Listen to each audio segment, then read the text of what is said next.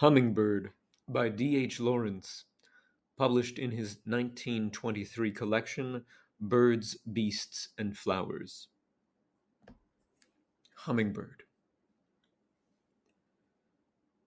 I can imagine in some other world, primeval-dumb, far back in that most awful stillness that only gasped and hummed, hummingbirds raced down the avenues. Before anything had a soul, while life was a heave of matter, half inanimate, this little bit chipped off in brilliance and went whizzing through the slow, vast, succulent stems. I believe there were no flowers then. In the world where the hummingbird flashed ahead of creation, I believe he pierced the slow vegetable veins with his long beak.